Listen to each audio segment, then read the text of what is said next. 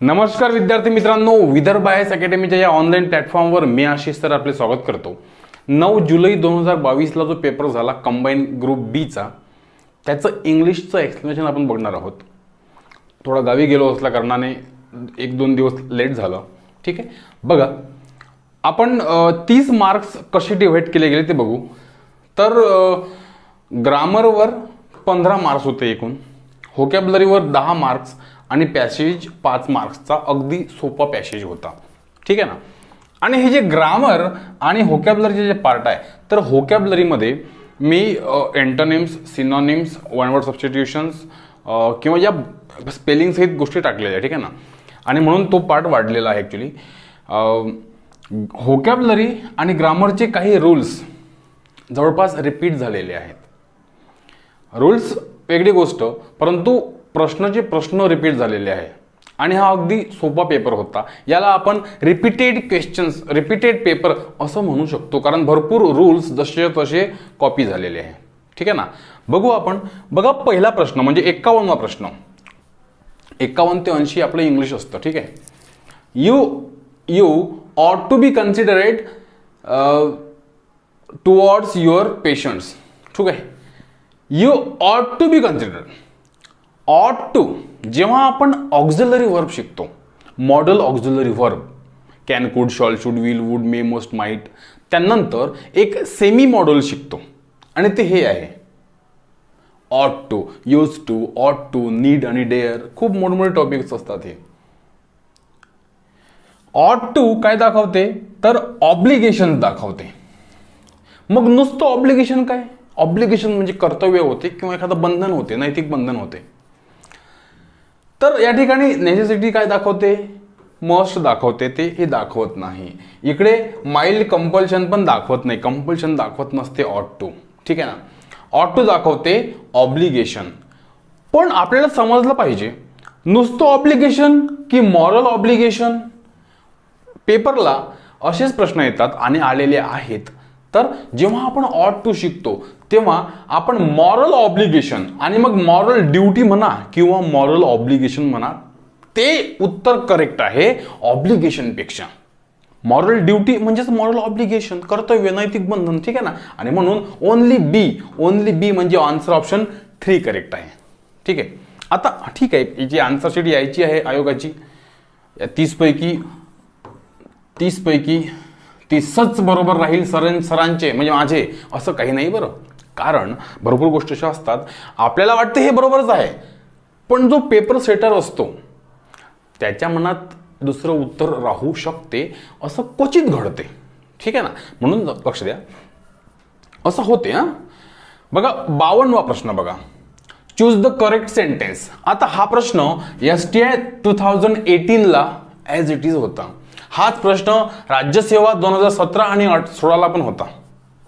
याचा अर्थ काय, तर PYQs तुम्हाला बघणं आवश्यक आहे। ज्यांचा PYQs वर कमांड असेल, ज्यांची PYQs वर कमांड असेल, ज्यांना PYQ करून घेणं आवडते, आतापर्यंत आयोगाने कसे प्रश्न विचारले यांचा अभ्यास करणं आवडते, छंद आहे, त्यांची एक ड्युटी आहे, ते करतात अंगवळणीने, तर त्याच पोरांना असे प्रश्न पटकन क्लिक होतात। ठीक आहे। आणि नुसतं आपण शिकतो कशासाठी, तर आपण नुसतं इंग्लिश शिकावं म्हणून शिकत नाही, तर पेपरला तो कसा येतो ते समजण्यासाठी आपण शिकतो। ठीक आहे। आणि म्हणून बघा PYQs बघणं आवश्यक आहे। जर तुम्ही बघितले असते तर तुम्हाला हे पटकन उत्तर आलं असतं। बघा ना, जर द शिप वॉज रेक, ठीक आहे, वॉज नंतर जर V3 आला असेल तर तो पॅसिव्ह व्हॉइस आहे। ठीक आहे। आणि जेव्हा आपण every man and the ship was red and सोबत अँडच्या नंतर काय आहे, एव्हरी आहे। इच किंवा एव्हरी जर आलं असेल तर तो प्रत्येक असा अर्थ होतो, आणि जेव्हा प्रत्येक अर्थ असा घेतो तेव्हा तो सिंग्युलर मध्ये मोडतो। बघा कसं, सपोज या ठिकाणी मी म्हटलं असेल अ बॉय, त्याला इज लागेल, अ बॉय इज कमिंग। ठीक आहे। मी जर म्हटलं असेल अ गर्ल, तर गर्लला इज लागेल, अ गर्ल इज कमिंग।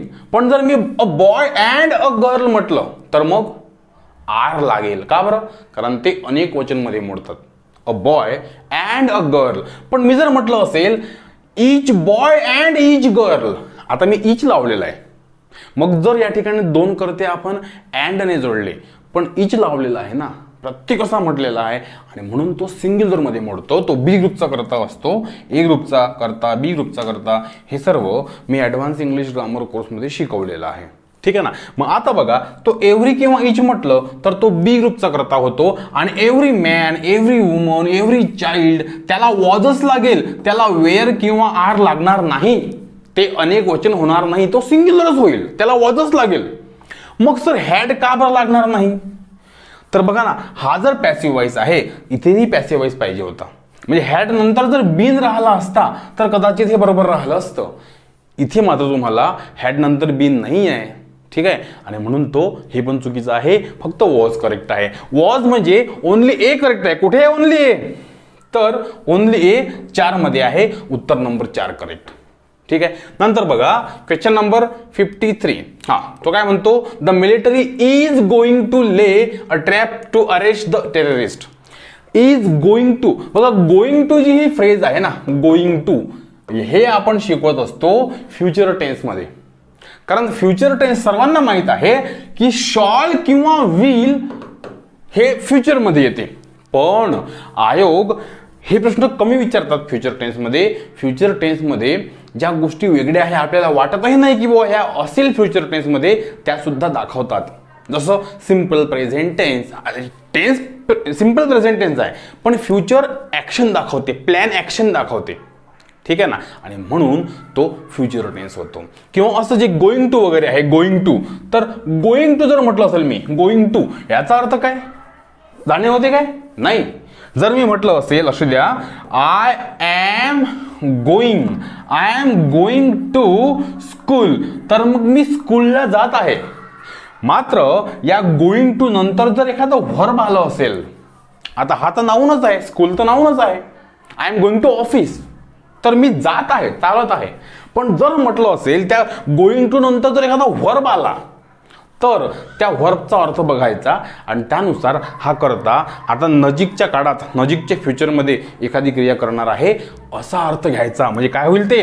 मी जर म्हटलं असेल I am going to do, मी करणार आहे. I am going to do this work, मी हे काम करणार आहे. I am going to sleep, मी झोपणार आहे. I am going to remove you, मी तुला रिमूव्ह करणार आहे. I am going to add my new friends. म्हणजेच काय करता नजीकच्या काळात लवकरच असं लगेचच एखादी गोष्ट करणार आहे, आणि म्हणून त्याला म्हटलं जाते नियर फ्युचर. म्हणजे बघा, intention to perform a certain action in the near future, लगेच करणार आहे क्रिया. म्हणजे I am going to have new job, मला जॉब मिळणार आहे, नजीकच्या काळात मिळणार आहे. ठीक आहे ना, असा अर्थ होतो. म्हणून ओनली ए जर करेक्ट असेल ना, आता प्लॅन ऍक्शन तर होत नाही म्हणा, ॲक्च्युली तो सिम्पल प्रेझेंट चालला असता, हे पण असं काही नसते. ए पुढे ओनली ए 3 नंबरचं उत्तर बरोबर आहे. ठीक आहे. नंतर बघा question number 54. Find out the exact meaning of the underline idiom blowing her own trumpet. आता ब्लो वन्स ओन ट्रम्पेट हे एक इडियम आहे बघा. ब्लो वन्स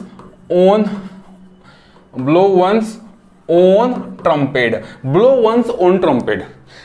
कंबाईन बी, म्हणजे याच परीक्षेला 2019 मध्ये सेम प्रश्न आलेला आहे.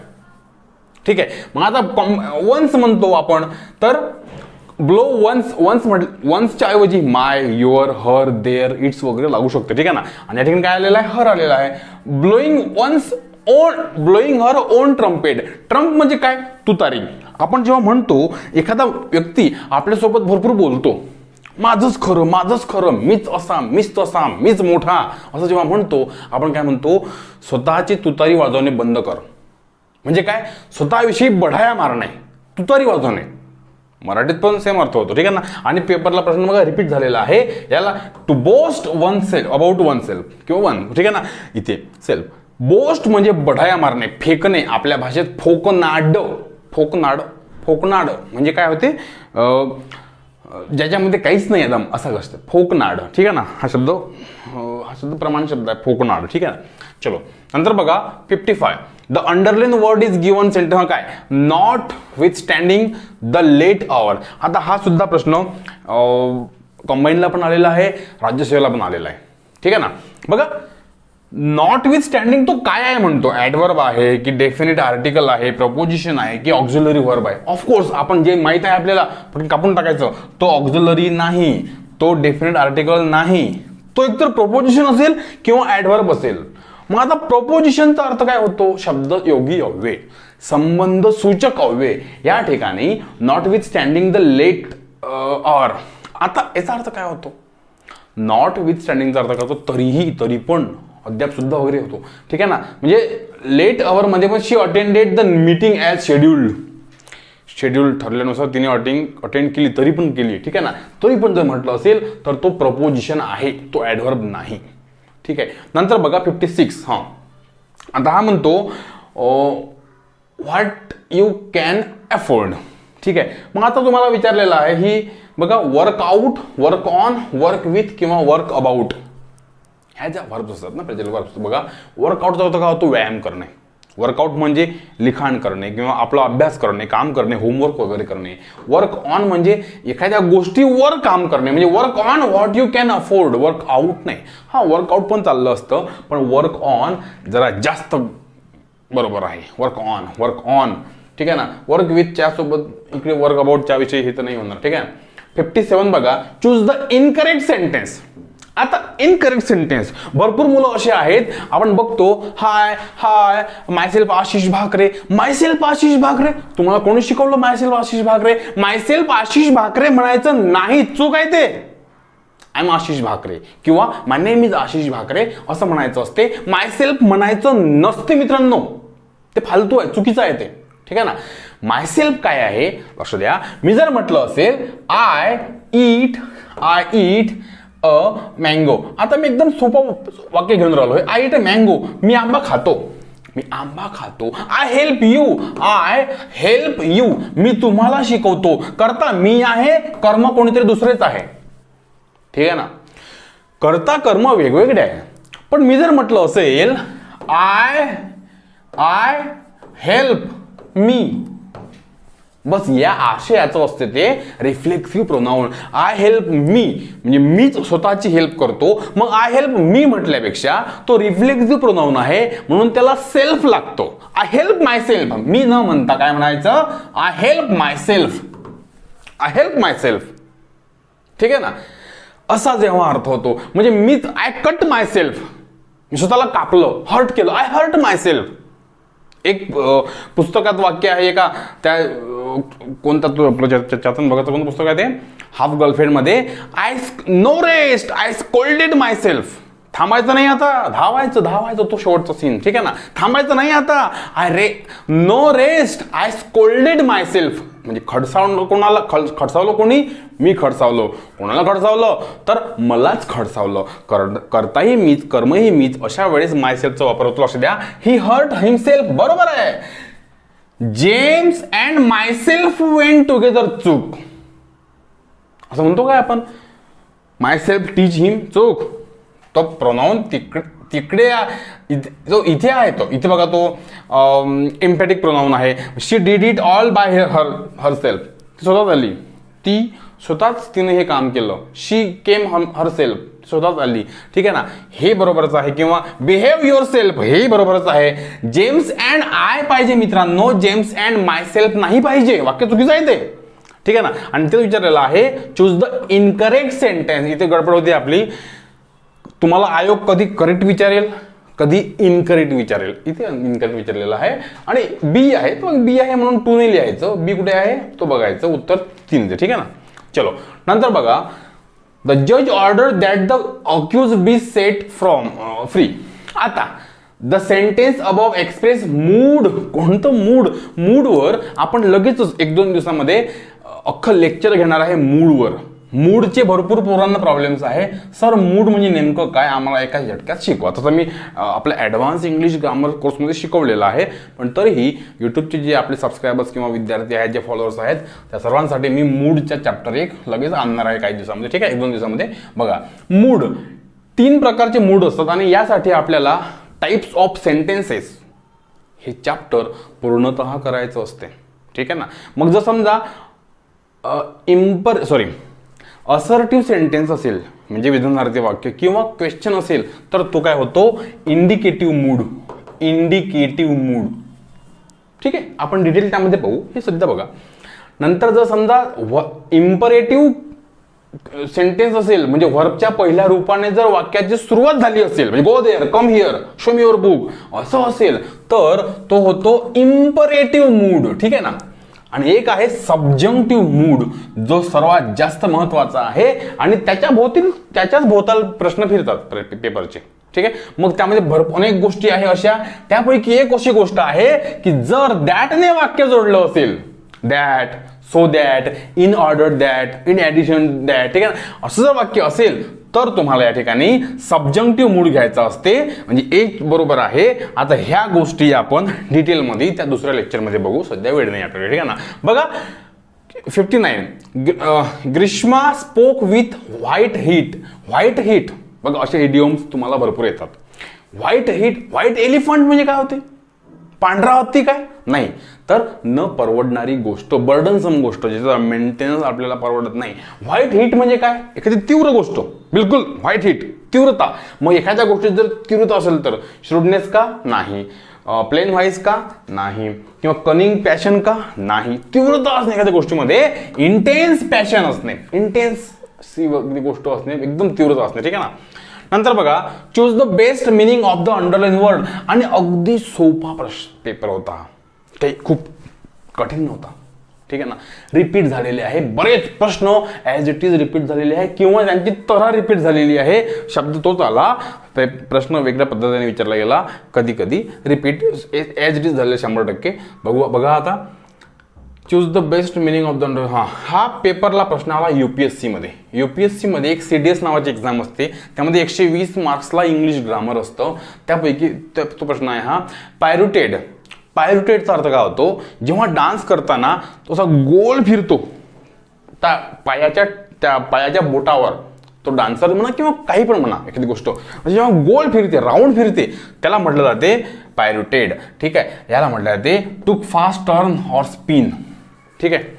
नंतर बघा he said to me help him in setting the account. बघा सेटलिंग द अकाउंट. आता हा प्रश्न बघा या ठिकाणी थोडंफार कन्फ्युजन होऊ शकते. ही सेड टू मी म्हणजे ही टोल्ड पाहिजे, सेड टूच्या ऐवजी इथे टोल्ड पाहिजे असतो. आपण एक काम करू, लाल कलर घेऊ. ठीक आहे.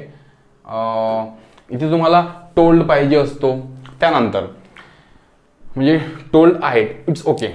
हेल्प हिम म्हणजे बघा ही सेड, आता ही हा वेगळा आहे, हा मी आहे, मी वेगळा आहे. आणि ही सेड टू हिम, तो मला म्हणाला, त्याच्या तोंडून त्याने वाक्य वापरलं हे help him in settling the account म्हणजे हा पण कोणतरी वेगळाच माणूस आहे. ठीक आहे ना. मग आता he told me to help. सगळ्यात पहिली गोष्ट, जर हेल्पने वाक्याची सुरुवात झाली तर हा V1 आहे. V1ने जर वाक्याची सुरुवात झाली असेल तर तो इम्परेटिव्ह सेंटेन्स आहे. आणि इम्परेटिव्ह सेंटेन्स मध्ये कंजंक्शन टू लागतो. तर बरोबर आहे ना. To help, to help, to help, to help आहे. बरोबर आहे. मग आता कापता कुठे? तर ऍक्च्युली हे सगळं बरोबरच आहे. फक्त असं तुम्हाला सांगायचं आहे मला, ही टोल्ड, हेल्प जेव्हा म्हणतो आपण तेव्हा आपण मदत मागतो, तेव्हा हे पण बरोबरच आहे. He told me to help him in settling the account, तसं हे बरोबरच आहे, हे बरोबरच आहे. ही परस्युएटेड मी, आता ठीक आहे परस्युएटेड होणार नाही पण ही रिक्वेस्टेड होईल 100%. रिक्वेस्टेड पण होईल, ही अर्ज पण होईल. ठीक आहे. आता अर्ज म्हणजे खूपच गयावया केली तर अर्ज लागतो. पण एक साधारण जर वाक्य असेल हेल्पवालं तर तुम्हाला रिक्वेस्ट लिहायचं असते असा संकेत आहे. इंग्लिश ग्रामरचा रूल नाही आहे तो. ठीक आहे ना. एक तर AC करेक्ट असेल तर AC असेल तर ते बघा, नसेल तर मग तुम्हाला प्रिफरन्स द्यायचा आहे रिक्वेस्टेडला. का? कारण त्याने हेल्प म्हटलेलं आहे. ठीक आहे ना, असा अर्थ. पण त्यामध्ये एक आणखी प्रश्न येऊ शकतो, जर प्लीज असेल किंवा काइंडली असेल तरच रिक्वेस्टेड घ्यायचं असते. ठीक आहे. मग आता हा पेपर ज्यांना सेट केला त्या डोक्यात जर काही असेल तर तो एकतर A देईल किंवा C देईल. आणि हा सेम प्रश्न पुस्तकातला आहे. ठीक आहे ना. तर पुस्तकात तुम्हाला उत्तर हेच मिळेल पाहायला, रिक्वेस्टेड, तर उत्तर तेच. ठीक आहे. चलो 62 बघा, ॲव्हरेसियस, सोपा आहे. खादाड, खादाड म्हणजे काय? खाण्याचा खादाड काय नाही तर पुस्तकांचा खादाड. ग्लटन म्हणजे काय? ज्याला पुस्तक वाचणं खूप आवडतं, जो लोभी आहे, ग्रीडी आहे, ठीक आहे ना, असा अर्थ. त्याला सिनोनिम पाहिजे असेल आपल्याला तर ग्रीडी हा सिनोनिम होतो. ॲप्लिकेबल तो होणारच नाही. ओमनी प्रेझेंट म्हणजे सर्व ठिकाणी व्यापलेला म्हणजे देव होतो. ओमनीसायंट म्हणजे सर्वज्ञानी म्हणजे देवच होतो. आणि ग्रीडी म्हणजे लोभी होतो. पण ॲव्हरेज हा शब्द निगेटिव्ह नाही आहे. मी जर म्हटलं तर सेल्फिश तर तो निगेटिव्ह आहे. पण ॲव्हरेज म्हणजे काय होते? खादाड. खादाड म्हणजे ज्याला आवड आहे, मग त्या कोणत्या गोष्टीची असो, त्यामध्ये तर सेल्फ तो ग्रेडीनेस मोडतो, ठीक आहे ना, ग्रेडी त्यामध्ये मोडतो तो. तर तो ग्रीडी आहे एकंदरीत. तो एकदम शब्द निगेटिव्ह नाही येतो. हां, नंतर बघा पंक्च्युएशन्स करा म्हणतो. हां, आता हे सोपंच आहे ना. या ठिकाणी समजा जर आय हॅव नो मनी, आपण कॉमन देतो ना, I have no money therefore I cannot afford a servant, किंवा I have no money but I can afford a servant असं म्हणू शकतो आपण, ठीक आहे ना, असा अर्थ. या ठिकाणी समजा बट लागलं असेल वगैरे, बट किंवा अँड किंवा देअरफॉर, तर तुम्हाला कॉमा लावावा लागतो. मग कॉमा बरोबर आहे. Stop talking. स्टॉप टॉकिंग हा काय म्हणतो? Which of the following sentence changes the above imperative sentence. हां, इम्परेटिव्ह टू इंट्रोगेटिव्ह करा. हा इम्परेटिव्ह आहे. स्टॉपने वाक्याची सुरुवात झाली. वर्ब म्हणजे वर्बच्या पहिल्या रूपाने वाक्याची सुरुवात झाली. मग तो काय आहे? तर तो इम्परेटिव्ह सेंटेन्स आहे. त्याला इंट्रोगेटिव्ह करा म्हणतो. Did you stop talking? Would you stop talking? Will you stop talking? Shawl you stop talking? चारही बरोबरच आहे. चारही बरोबरच आहे. सर मग करेक्ट कोणतं? उत्तर काय लिहायचं? तर बघा, जेव्हा म्हणतो मी स्टॉप टॉकिंग, स्टॉप टॉकिंग बोल नको. Will you stop talking? Will you stop talking हा सेन्स लागतो, ठीक आहे ना. तसं जर नियमानं पाळलं चारही बरोबरच आहे, ठीक आहे ना. फक्त हे बरोबर नाही आहे असो. पण हे विल यू स्टॉप टॉकिंग, थांबतं ना, बोल थांबतं ना. जेव्हा असं म्हणतो आपण तेव्हा त्याला विल यू स्टॉप टॉकिंग, तू थांबशील थोडासा, थांब ना, आमचा होऊ दे ना. जेव्हा असं म्हणतो आपण तेव्हा त्याला आपलं विल यू स्टॉप टॉकिंग हे बरोबर आहे, ठीक आहे ना. चलो पुढे सी ओनली. सी म्हणजे 3. नंतर बघा 65 बघा, अगदी सोपं आहे. आणि तुम्हाला जेव्हा मी इंग्लिश लँग्वेज शिकवलेली आहे ॲडव्हान्स इंग्लिश ग्रामर कोर्समध्ये, तेव्हा या बारीक सगळ्या गोष्टी बघितलेल्या आहे आपण, ठीक आहे ना. जेव्हा तुम्हाला ब्रदर हे पाहायचं असते की प्लुरल काय आहे. ब्रदरचं काय आहे प्लुरल? तर ब्रदर्स. तर मग ब्रदर्स इन लॉ हेच वाक्य करेक्ट आहे, प्लुरल आहे ब्रदर इन लॉचं. ब्रदर इन लॉज नाही, चूक, ब्रदरन इन लॉ नाही. हे ब्रदरन म्हणजे काय होते? भाईचारावाले भाई, ठीक आहे ना. ब्रदर्स इन लॉज वाक्य चुकीचं आहे मित्रांनो. जेव्हा तुम्हाला असं कंपाऊंड नाऊन लिहायचं असते ना, तेव्हा मदर, पहा मदर इन लॉ याला म्हटलं तर हायफन. ही जी आडव्या रेषा आहे ना, डॅश नाही आहे, त्याला डॅश नाही म्हणायचं, त्याला हायफन म्हणायचं असते. Mother in law. आता अनेक असेल मदर इन लॉ, आता अनेक नसतात, मदर फादर एकच असतात. पण बहिणी म्हणजे sister in law, brother in law. तर अनेक वचन करताना, प्लुरल करताना तुम्हाला ब्रदर्स इन लॉ करायचं आहे. ब्रदर इन लॉ इथं करायचं नाहीये, ब्रदर्स इन लॉ. हा, सपोज मी जर म्हटलं असेल ब्रदर, असं बघा, ब्रदर इन लॉज कार, तर मग इथे तो अपॉस्ट्रोफी लागेल ना, त्याची कार, ब्रदर इन लॉची कार, साड्याची कार, ठीक आहे. तर मग ते ठीक आहे, लागेल. पण अनेक वचन करताना या ठिकाणी हे लागेल. ओनली ए करेक्ट आहे, तो नंबर 4 बरोबर. नंतर बघा, this is the place where the murder was committed. Where the murder was committed, इथे ही जी क्लॉज आहे, हा जो क्लॉज आहे, this is the place where. आता मी जर म्हटलं असेल, याने काय सांगितलं? प्लेस बद्दल विशेष माहिती सांगितल्याने. प्लेस काय आहे? नाऊन आहे, म्हणून तो काय झाला? सॉरी हा, प्लेस काय आहे? नाऊन आहे. मग नाऊन विषयी विशेष म्हणजे कोण सांगते? ऍडजेक्टिव्ह. हा झाला ऍडजेक्टिव्ह क्लॉज, ठीक आहे. चलो नंतर बघा, the captain, carefully the captain and coach of hockey team attended press conference. आता बघा, what is the status captain and coach in the sentence. Captain and coach, लक्ष द्या. नुसतं कॅप्टन अँड कोच म्हटलं किंवा द कॅप्टन अँड कोच, बघा नुसतं जर म्हटलं असेल कॅप्टन अँड कोच तर ते 2 झाले. नुसतं द कॅप्टन अँड कोच तो एकच झाला. बघा, द कॅप्टन अँड कोच शिकवलेला आहे आपण. द कॅशियर अँड क्लर्क एकच माणूस आहे. द प्रिन्सिपल अँड प्रेसिडेंट एकच आहे. आपण जेव्हा 2 वेळा द लावतो, the captain and the coach 2 माणसं आहे, the clerk and the cashier 2 माणसं आहे, the president and the principal 2 माणसं आहे वेगवेगळे, ठीक आहे ना. इथे मात्र एकच माणूस वेगवेगळा आहे आणि म्हणून त्याला इज पण लागू शकतो समोर. असेही प्रश्न भरपूर वेळा पेपरला येऊन गेलेले आहे, ठीक आहे ना. द कॅप्टन अँड कोच, बस म्हणजे द कॅप्टन अँड कोच एकच आहे, तो captain and coach is a same person, बरोबर आहे, हे बरोबर आहे. नंतर बघा त्यांना विचारलेलं आहे स्पेलिंग. या ठिकाणी आपण व्होकॅब्युलरीचे 10 प्रश्न घेतले म्हटलं ना, त्यामध्ये स्पेलिंग सुद्धा विचारलं गेलेलं आहे. आता इथे तुमची गडबड होऊ शकते, इथे भल्यांची गडबड होते, ठीक आहे ना. जर तुमचं वाचन चांगलं नसेल, दांडगं नसेल, तुम्हाला फार काही इंग्लिशमध्ये वाचनाची आवड नसेल, तर तुम्ही इथे गडबड करू शकता. आता बघा लॅकॅडिसिकलचा काय याचा अर्थ काय होतो? निरुत्साही, काही करत नाही, बिलकुल असा निरुत्साही आहे. वाक्य बरोबर आहे, ते स्पेलिंग बरोबरच आहे. आता हे जे 2 शब्द आहे ना, यांचा अर्थ म्हणजे लॅसिव्हियस आणि लेबिडिनस, या दोघांचा अर्थ काय होतो? जो एकदम लस्टफुल आहे, जो एकदम त्याला तो असा एकदम कामुक वगैरे आहे, ठीक आहे ना, त्याला फिजिकल रिलेशन्समध्ये खूप जास्त इंटरेस्ट आहे, तर त्याचे शब्द आहे हे कामुक, त्याला आपण लस्टफुल म्हणू शकतो, लस्टफुल, ठीक आहे ना. तर हे शब्द दोन्ही आहे, फक्त इथे ई नव्हता पाहिजे. लिबिडिनस NOUS म्हणून फक्त सी करेक्ट चुकीचा आहे, तो चूक कोणता आहे? तर सी चुकीचा आहे, एक उत्तर बरोबर आहे, ठीक आहे. नंतर बघा read the following sentence. Hearing the knock she open the door, नेमकं काय आहे? आता कोणाला वाटलं की सर जरंड आहे, नाही, जरंड नाही आहे, ते जरंड नाऊन असतो. म्हणजे टीचिंग इज माय प्रोफेशन, तर टीचिंग नाऊन आहे. आय डू टीचिंग इथे नाऊन झाला. पण मी जर म्हटलं असेल या ठिकाणी हिअरिंग द नॉक, आता नॉक एक ते स्टेट सांगते, स्टेट.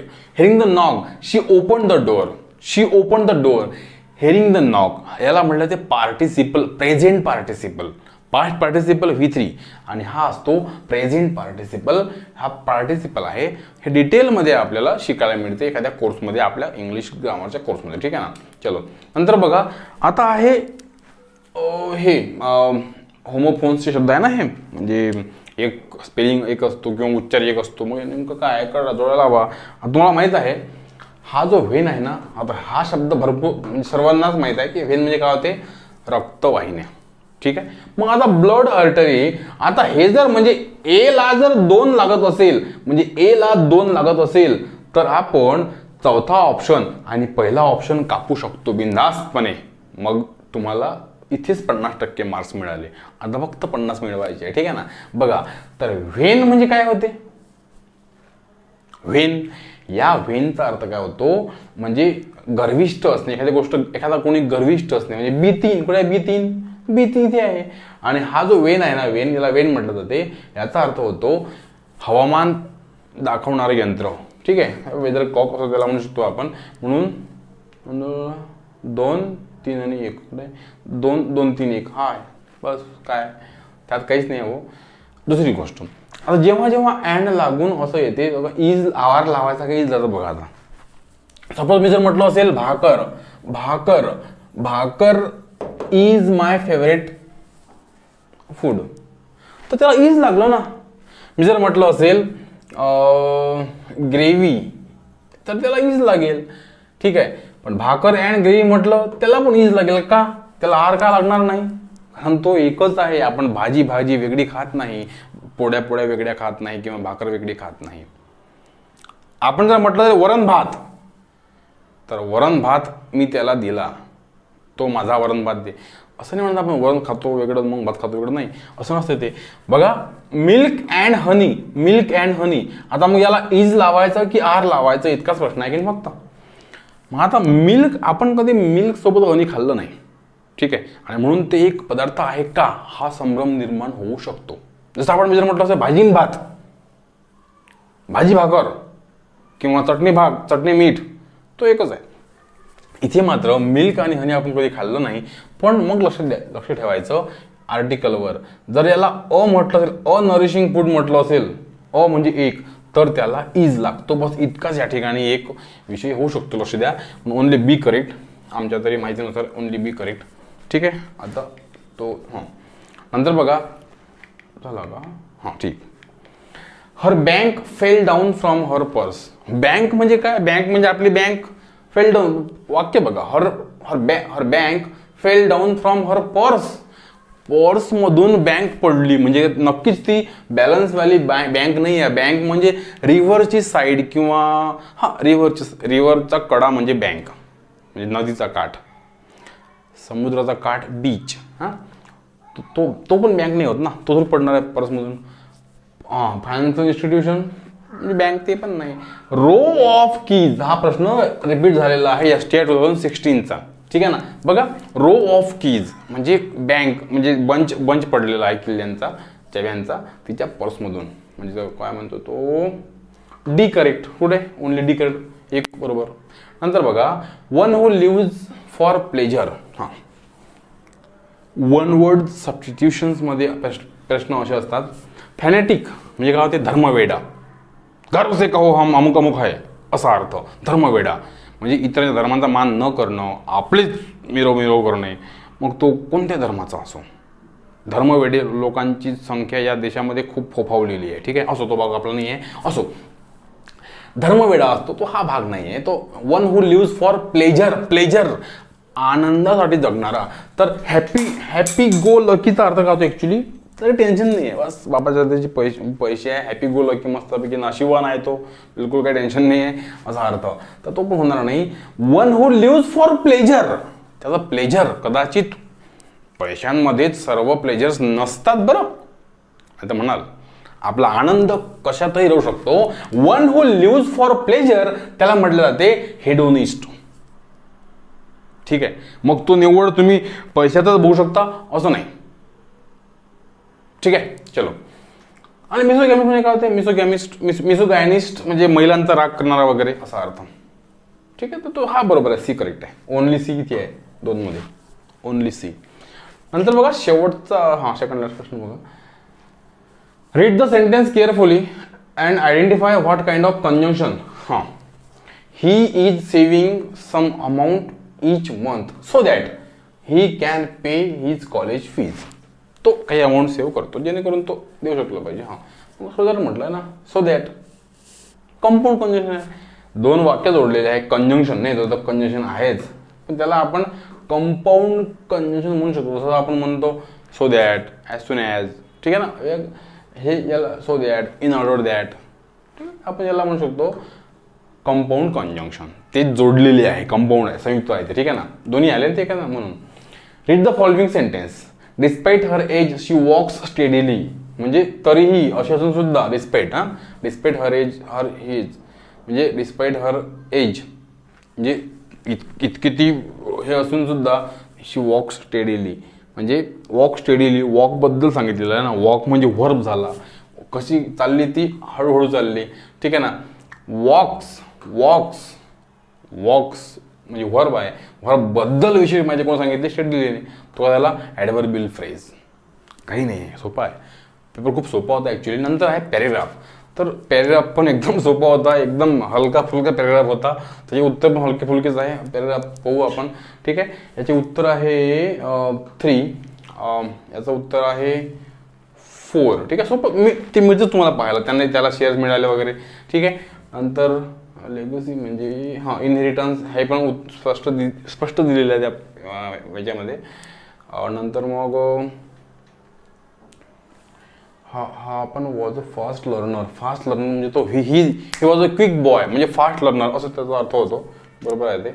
आणि शेवटचा आहे त्याने हे पण दिलेलं आहे 4 जायचा 4 यायचा असे ते 8 झाले म्हणजे Alexander trekked 8 miles every day. ठीक आहे ना. इथे आपण थांबू. मित्रांसोबत हे सर्व शेअर करा. तुम्ही अभ्यास करत चला. आणि तुम्ही बघितलेलं आहे की आता पेपरला जे प्रश्न येतात ते त्यांचा अभ्यास करणं किती महत्त्वाचं असते. आणि म्हणूनच आपण लगेचच काही दिवसांमध्ये PYQs नावाचा एक कोर्स म्हणजे 2011 पासून तर 2022 पर्यंतची जी आत्तापर्यंत जे पेपर्सचे प्रश्न आहे या सगळ्यांचं एक्सप्लेनेशन आपण करणारा एक नवीन कोर्स तयार करणार आहोत. PYQs तर काम चालू आहे. तो इथं काही दिवसामध्ये पब्लिश होईलच. आणि म्हणून ते संपूर्ण वाचून घ्या तो PYQ कोर्स. ठीक आहे, संपूर्ण वाचा, अभ्यास करा, जेणेकरून जेव्हा आपण समोरच्या मेन्स एक्झाम देऊ तेव्हा त्यामध्येच काहीतरी वाक्य रिपीट होतील, व्होकॅब्युलरी रिपीट होतील, आणि नाही झालं तर एक सिस्टीम रिपीट होईल. आणि सिस्टीम जर माहीत झाली एकदा, प्रश्न हा कसा सोडवायचा असतो, तर पटकन तुम्हाला उत्तर येतं, मग तुम्हाला कोणी रोखू शकत नाही. ठीक आहे ना, मित्रांसोबत हे सर्व शेअर करा. आणि ॲडव्हान्स इंग्लिश ग्रामर कोर्समध्ये अगदी संपूर्ण शिकवलेलं आहे, आणि त्यामध्ये सगळे PYQ पण घेतलेलं आहे मी, तर ते तुम्ही कोर्स घेऊ शकता. ठीक आहे, थँक्यू.